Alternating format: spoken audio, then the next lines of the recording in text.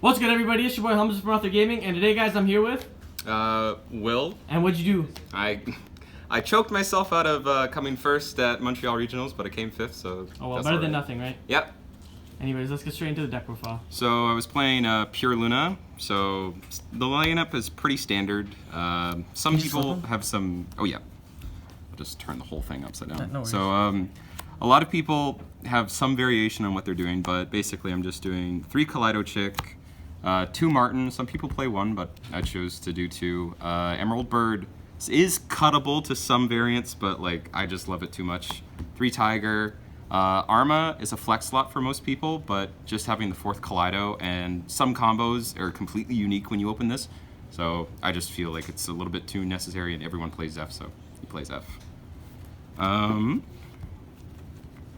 Next, Dangers. I played Nessie. It's at 1. Wish it was at more, but Yeah, if only. 2 Such, 2 Jack, which is the best card. I wish I could play more of this. That'll come up later. But 3 Moth.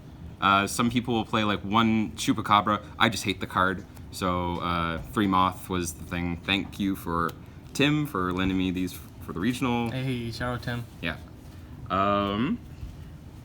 Then hand traps. Some people chose to not run hand traps in their Lunalight variant, but I just felt so insecure.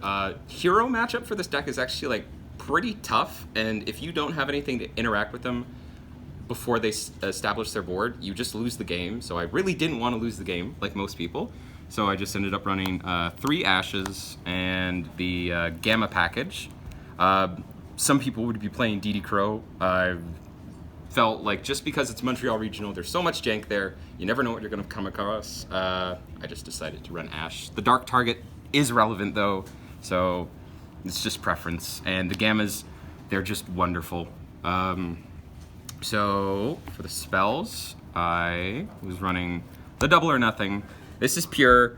I need to win the game. It helps me win the game. So, and it's in French. Montreal Regional. Upstart Goblin and 2 Allure. Just because I wasn't running the DD Crows, I just wasn't feeling comfortable with 3 Allure Darkness. So, but if I was running the DD Crow, I'd take out the Upstart, put in the extra Allure. But Upstart is always a really nice card to cut out when you're going into games 2 or 3. So it wasn't that bad, and running 39 is fine. So then you got the Lunalight stuff. So it's just 3 Perfume, which you can cut down to 2. So if it ever gets semi-limited, Konami, please. I don't have to run 3, and I don't have to pick with it. 3 Foolish Goods, 3 Tanky, very standard.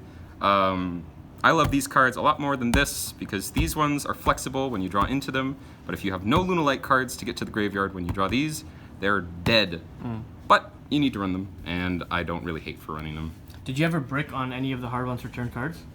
You know, technically I did, but it didn't make me lose the game because when there have been situations where you open up multiple tankies, and if you're playing into back row, like Judgments or against Salad, they have to make the hard decision if they don't have the Ash to counter trap it, or they can wait later in the turn, but that means they let it resolve. Yeah.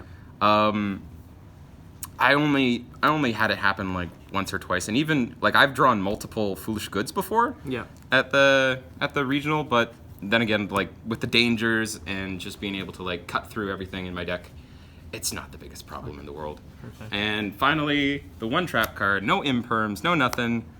I just play Serenade Dance. I love this card. It's wonderful. You search it, you get play extenders with it. It's great. I even love drawing it because you can send it with Emerald Bird and get a free draw because no one stops the Emerald Bird for some reason. I don't get it. So that's the main deck. It's 40. Go on to the extra deck. So play yet again the double package. It's so good. It's just one of my favorite things. Maguska. Before we get into this, how many games did you win because of this? About 3 or 4. That's not insane. everything because I'm cursed with drawing Double or Nothing. I played Orchist, I draw World Wand, I draw Nightmare. I never want to do any of that, and the game just keeps on remembering that I'm just shit at the game, I guess. Yeah. So Baguska, not everyone's playing this, but I felt it is so necessary, and this really cool combo that I'll show off at the end, involving this and just standard setup for certain matchups. It's not good for everything, but for the matchups that Tornado doesn't come up and Dweller is mediocre, This is just much better for the end setups. Redoer, don't play the Time Thief engine, but it's still relevant just because I play the Gamma engine. Okay. Then Force Strix, also very relevant. You just have to play it, and you don't really care about getting to Beard anymore, just because you don't have the Thought to stop it. Tornado Dragon, great. I wish I could play a second one. I want to put it in the side deck, but whatever. Dweller, also fantastic. Don't really have to explain that. Just so much graveyard going on in the format. Exciton, relevant for my side deck, but it came up like once or twice. But in theory, against a spiral board, if you blow up the whole thing, which you can just nuke their whole board. The sleeper dies if you're able to bait it out beforehand. Really relevant. I would be playing Tiger King, but I didn't have one. I forgot it. Tiger King? I forgot it at home. Jeez. But hey, when you go 7-0 at a regional and you don't run the necessary cards, I guess I didn't need them in the first place because I'm good. That's insane. Next, IP, Lambda, and Barricade Borg. These are the 3 Link 2s. This is a really tight contention spot. Just the Barricade Borg blocker himself. These 2 are very necessary. Like, you have to run them. But this could be a Phoenix, a Darumidal, or itself.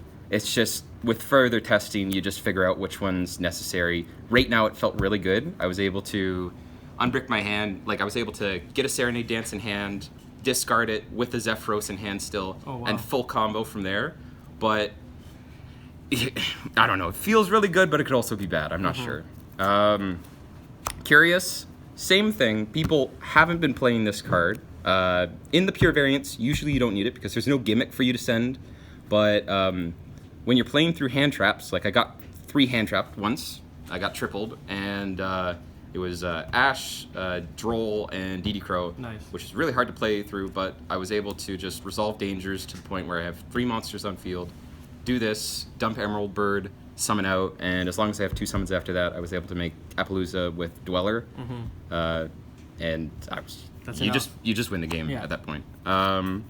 Unicorn, you have to play it. Boral Sword, you also have to play it because you need to kill people, and Appaloosa, you also have to play it because even though you don't care about getting to Beard, after games 2 and 3, you care about getting to Beard. So. Yeah, that's the extra deck, 15, except on my deck list, which was 13. That's why I got the game loss. Baby. Yep. So learn from my mistakes. Then we go on to the side deck. The Spice, this is why I was running Exciton, the card that jumped up in price because people bought it out. Anti-magic arrows, it's literally just another copy of Red Reboot. You go to the start of the battle phase, and you just activate it. No spell or traps can be used for the rest of the turn, and it says spell speed 4. So they can't negate it.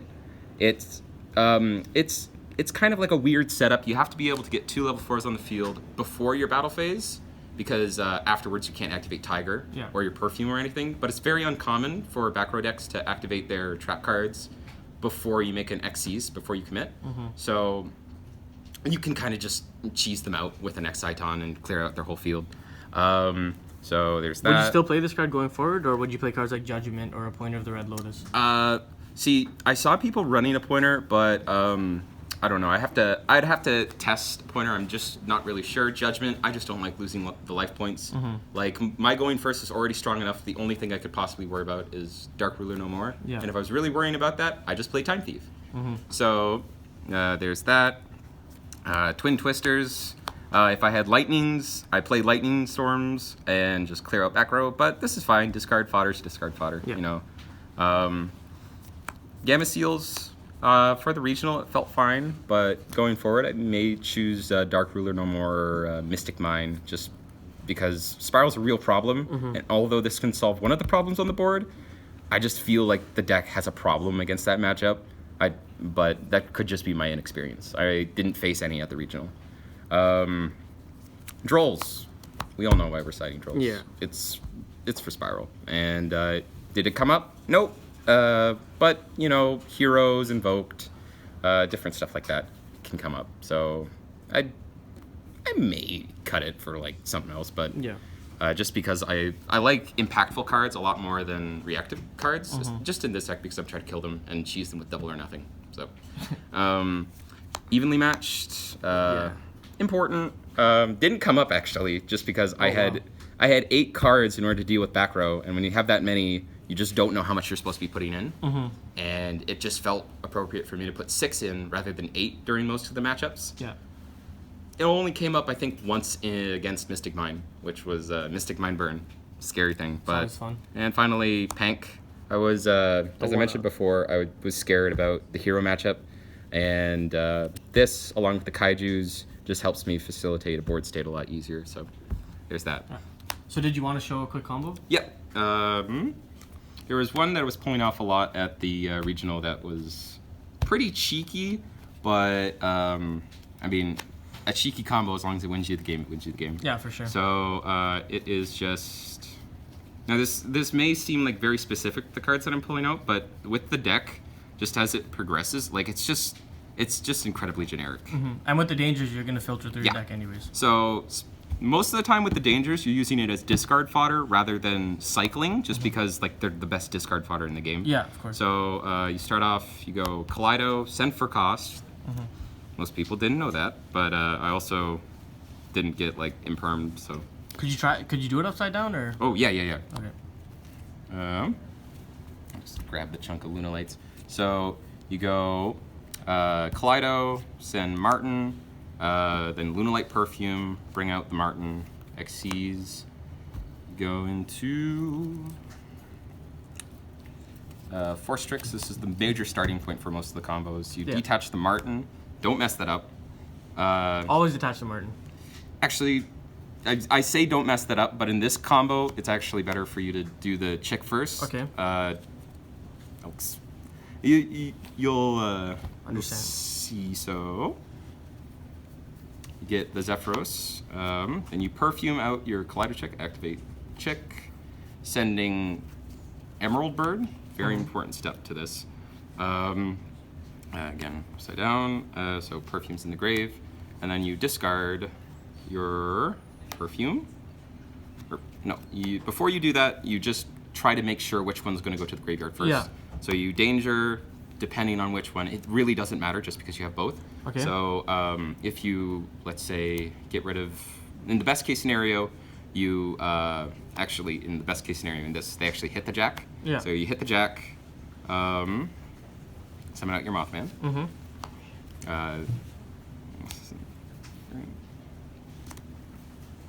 No, that's on the field. And you link summon 4.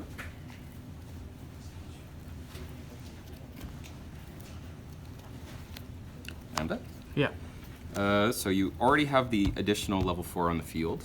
You activate Perfume, discarding your Zephyros the Elite, and then you search out your Tiger. So at this point you have 5 total summons. You'll see as it goes along, but it's a very important part for this deck to remember how many summons you have. So this is your first summon from the graveyard. You go for, at this point you'll go for Emerald Bird just because you need it. You go Xyz into Time Thief Redoer. Gets you an additional summon from the graveyard. You activate Redoer. Detaching this, very important. Banish, so in New Chain you go Chain Link 1, Chain Link 2. You can chain block this, but most of the time it doesn't come up. Yeah. This guy will bring out your Kaleido chick, and during the end phase you just get your thing. Activate, send your second Martin, just for the future use. Then activate Martin, bounce, reactivate, activate. Summon Emerald Bird.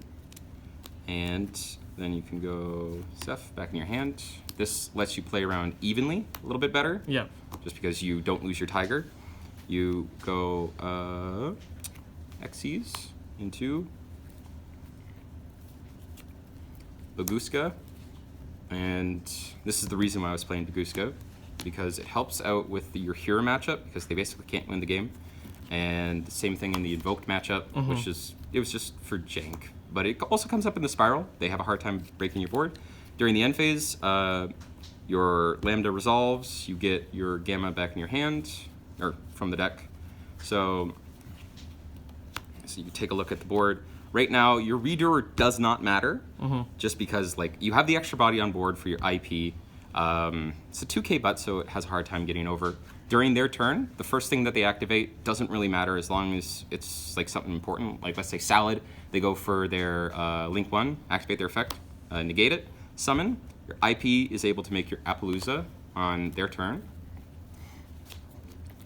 And now they have to deal with 3 negates. They have to worry about Gamma getting banished during the end phase, because that lets you get another Gamma on their turn. And Baguska doesn't let them attack over any of your monsters. So it's really solid setup. Yeah. And you also have the Tiger in your hand for when they evenly you. Yeah, okay. Any shout-outs you'd like to give before we close out? Biggest thing is the Ottawa community. We really showed up at the Montreal Regional. Ather Gaming as usual. Yeah. Old group, Team Toxic, you know. It's just a bunch of old Ottawa dudes, half in the game, half out. So that's about it. All right, peace.